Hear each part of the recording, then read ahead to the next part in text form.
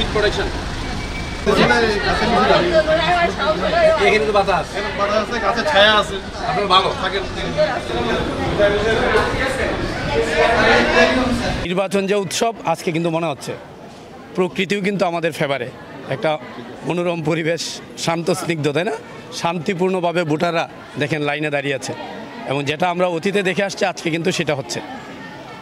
আর নিরাপত্তার বিষয়টা আমি আগেও আপনাদেরকে বলেছি, কালকেও বলেছি, আমাদের দায়িত্ব হচ্ছে নির্বাচনের অনুকূল পরিবেশ বজায় রাখা, আইন শৃঙ্খলা পরিস্থিতি স্বাভাবিক থাকবে, ভোটাররা নির্বিঘ্নে নিরাপদে ভোটকেন্দ্রে আসবে, ভোট দিয়ে চলে যাবে।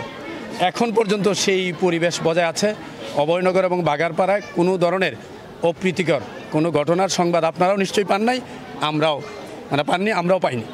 আর এটা আমি কালকেই বলেছি, আমাদের ডেপ্লয়মেন্ট প্রচুর, 2000 পুলিশ ফোর্স, প্রায় 2500 আনসার বিডিপি সদস্য, তারপরে হচ্ছে আমাদের র্যাব, বিজিবির পেট্রোল টহল, আমাদের এক্সিকিউটিভ ম্যাজিস্ট্রেট, জুডিশিয়াল ম্যাজিস্ট্রেট এবং নির্বাচন সংশ্লিষ্ট কর্মকর্তা নিয়ে আমরা 5000 জন কাজ করছি।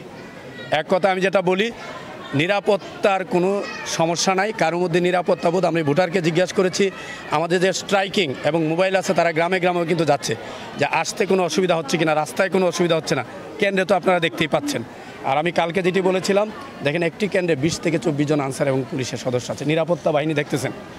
তারপরে 3টা কেন্দ্রে একটা মোবাইল আছে সাব ইন্সপেক্টরের নেতৃত্বে, প্রতিটা ইউনিয়নে কমপক্ষে 2টা 3টা করে স্ট্রাইকিং আছে ইন্সপেক্টরের নেতৃত্বে, 324 জন টোটাল।